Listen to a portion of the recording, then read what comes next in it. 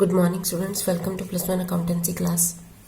अब तक हम बेसिक अकाउंटिंग टर्म्स कर रहे थे जो हमने तकरीबन ऑलमोस्ट सारी कंप्लीट कर रही हैं। आइए एक बार उन सबको रिवाइज कर लेते हैं।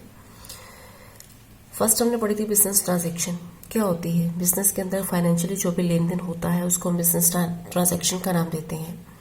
An economic activity that changes the financial position. दूसरी थी इवेंट।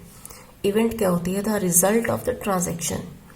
जब भी हम किसी से कोई ट्रांजैक्शन करते हैं तो उसका जो अल्टीमेट रिजल्ट होता है उसे हम इवेंट कहते हैं। थर्ड थी अकाउंट। अकाउंट क्या होता है?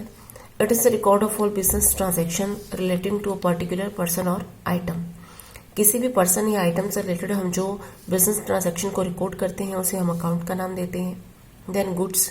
कोई भी बिजनेस जिस चीज में डील करता है, जिस चीज को खरीदने बेचने का काम करता है उसे हम गुड्स कहते हैं। Capital, the amount invested by owner in the business. Drawing, the value of goods or cash withdrawn by owner from business for personal use. Liabilities. Liabilities यानी कि हमने जो आउटसाइडर को देना है। It refers to amount which a firm owes to outsider. दो तरह की होती हैं। नॉन करंट लाइबिलिटीज, ऐसी लाइबिलिटीज जिनको पे करने के लिए हमारे पास 1 साल से ज्यादा का टाइम है, यानी कि एक लंबा टाइम है। Those liability which are to be paid in a long period. Current liabilities, जिनको पेमेंट करने के लिए 1 साल से कम का टाइम होता है। Those liabilities which are to be paid in near future, for example creditors. Assets, the property of business is known as its asset. It include amount due to it from others. वो property जिसके ऊपर business की position होती है, business की ownership होती है और बिजनेस ने उसे यूज करते हुए प्रॉफिट को अर्न करना होता है। एसेट्स दो तरह की होती हैं, non current assets, current assets. Non current assets कौन सी होती हैं? वो एसेट्स जो लंबे समय के लिए बिजनेस में रहती है, बिजनेस उनको खरीदता बेचता नहीं है बार बार पैसा कमाने के लिए, फॉर एग्जाम्पल मशीनरी। इनको हम, जो नॉन करंट एसेट्स होती है, इनको हम फिक्स्ड एसेट्स का नाम भी देते हैं। नॉन करंट एसेट्स या फिक्स्ड एसेट्स दो तरह की होती हैं, टेंजिबल एसेट्स और इनटेंजिबल एसेट्स। टेंजिबल एसेट्स वो एसेट्स जिनकी फिजिकल एग्जिस्टेंस होती है, जिनको देखा जा सकता है, छुआ जा सकता है। इनटेंजिबल एसेट्स जिनको देखा और छुआ नहीं जा सकता बट फिर भी वो इनविजिबल रहकर बिजनेस की जो रेवेन्यू अर्निंग है उनमें एक इंपॉर्टेंट रोल प्ले करती हैं। दूसरी होती है हमारे पास करंट एसेट्स।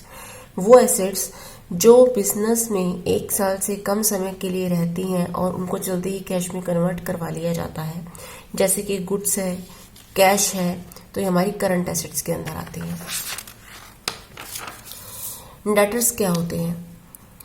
वो लोग जिन्होंने फर्म्स को पेमेंट करनी होती है, जिन्होंने बिजनेस को पेमेंट करनी होती है, हमने उन्हें उधार में सेल किया होता है। Those person to whom goods have been sold on credit basis and payment has not been received. Creditors debtor का अपोजिट होता है। Those person from whom goods services have been purchased on credit and payment has not made to them. वो लोग जिनसे हमने उधार में खरीदा हुआ है लेकिन अभी तक हमने उनसे पेमेंट नहीं की। कोस्ट, किसी भी गुड्स या सर्विसेज के बदले में हमें जो पे करना पड़ता है उसको हम कोस्ट का नाम देते हैं। किसी के बदले में हम पे कर रहे हैं या उसे हम जो मैन्युफैक्चर कर रहे हैं, ये सब कुछ कोस्ट के अंदर इंक्लूड होता है। इसके अंदर हमने freight, installation expenses, purchase price सब कुछ इंक्लूड किया था। Entity, business entity which is formed for earning income by providing services और सेलिंग गुड्स। एक ऐसी बिजनेस ऑर्गेनाइजेशन जिसका मकसद होता है गुड्स और सर्विसेज को प्रोड्यूस करके या उसे परचेज करके आगे सेल करके प्रॉफिट को अर्न करना, उसे हम एंटिटी का नाम देते हैं। रेवेन्यू क्या होती है? किसी भी प्रकार का इनफ्लो ऑफ कैश जो रेगुलर बेसिस पे होता है उसे हम रेवेन्यू का नाम देते हैं, वो हमारे लिए रेवेन्यू होती है। दूसरी आती है expenses. Outflow of cash on regular basis. अगर रेगुलर बेसिस पे कैश का आउटफ्लो हो रहा है बिजनेस के अंदर, अगर हम किसी भी प्रोडक्ट को मैन्युफैक्चर कर रहे हैं तभी कोस्ट का कैश का आउटफ्लो होगा। अगर हम किसी चीज को बेच रहे हैं तभी कैश का आउटफ्लो होगा। कोई अदर चीज अगर हम पेमेंट कर रहे हैं एक्सपेंसेस के तौर पर तो वो भी हमारे कैश का आउटफ्लो होगा। इसके बाद आती है परचेज। परचेज किसी भी चीज को खरीदना परचेज कहलाता है, लेकिन बिजनेस के अंदर मेनली ये वर्ड गुड्स के लिए यूज किया जाता है। Purchase return, goods return by supplier जो होती हैं उसे हम परचेज रिटर्न कहते हैं। प्रॉफिट्स क्या होते हैं? अगर हमारी जो रिवेन्यू है, रिवेन्यू अगर एक्सपेंसेस से ज़्यादा होती है तो प्रॉफिट की सिचुएशन होती है। प्रॉफिट निकालने का फॉर्मूला होता है रिवेन्यू माइनस एक्सपेंसेस। लॉसेस क्या होती है? अगर हमारी रिवेन्यू कम है, एक्सपेंसेस ज़्यादा है तो लॉस की सिचुएशन होती है। लॉस को कैलकुलेट करने का फॉर्मूला होता है एक्सपेंसेस माइनस रिवेन्यू। सेल क्या होती है? गुड्स को बेचना। वैसे तो किसी भी चीज़ को बेचना सेल कहलाता है, लेकिन बिजनेस के अंदर जो सेल वर्ड है ये भी मेनली गुड्स के लिए यूज किया जाता है। सेल्स रिटर्न क्या होती है? Goods returned by customer to us. जो गुड्स कस्टमर ने हमें रिटर्न की हैं उनको हम सेल्स रिटर्न कहते हैं। ये सभी चीजें आगे हम बार बार यूज करने वाले हैं, इसलिए मैंने आप लोगों को दोबारा से रिवाइज करवाई है।